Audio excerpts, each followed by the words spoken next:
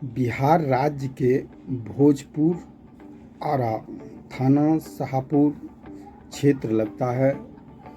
गांव बिलोटी जो जमुनिया गांव बाढ़ से ग्रस्त है। भरत भूषण तिवारी पिता काशीनाथ तिवारी, इसके 3 बेटे थे। भरत भूषण तिवारी पढ़ा लिखा नौजवान था। वे बीएससी पढ़ाई किया था। 17 जून 2026 में उसका इनकाउंटर कर दिया गया पुलिस के द्वारा।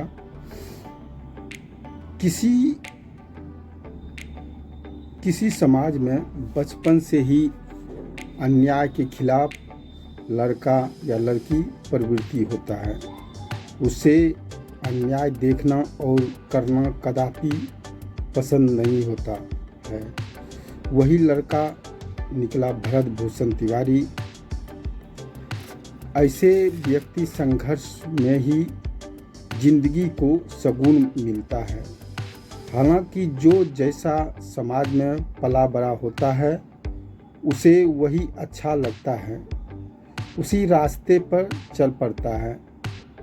अधिकतर व्यक्ति लेकिन बिरले ही ईमानदार, सत्यवादी, संघर्षमयी, खुशी खुशी जीने वाले होते हैं। उसी में से एक निकला भरत भूषण तिवारी।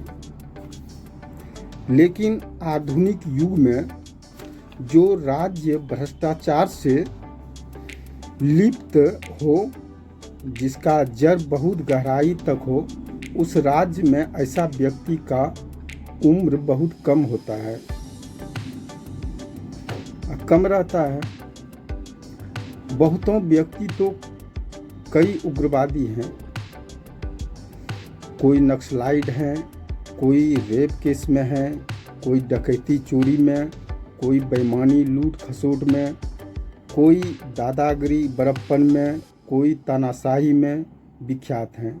उसे डर के कारण उसे जेल भेज देता है।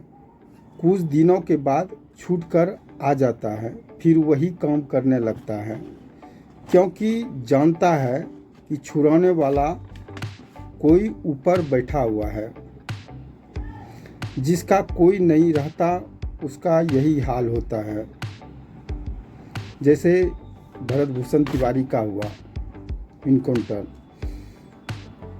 उसको इनकाउंटर करने में डर लगता है, कहीं मेरा जिंदगी, मेरे परिवार का जिंदगी खतरे में न आ जाए।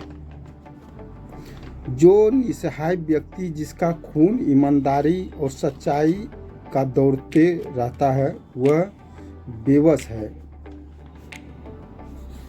जब उच्च अधिकारी ही भ्रष्टाचार में लिप्त हो, उस राज्य का यही हाल देखा जाएगा। इसको सुधार करने का एक ही तरीका है, ऊपर से कहां से भ्रष्टाचार है उसे सख्ती से जांच कर सजा दें, उसके बाद धीरे धीरे नीचे की ओर बढ़ें। उसे भ्रष्टाचार समाप्त होने का संभावना रहेगा और ऐसा कांड कभी नहीं होगा। और पुलिस प्रशासन को भी समझदारी से काम लेना चाहिए।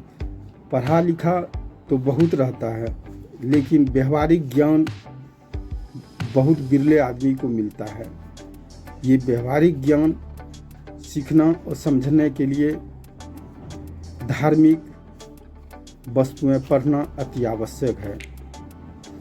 जिसके जीवनी उससे कैसे आगे बढ़े हुए हैं उसके आधार पे चलना चाहिए, न कि अपना तानाशाही के रूप में। सबको देख करके आगे बढ़ना चाहिए। धन्यवाद।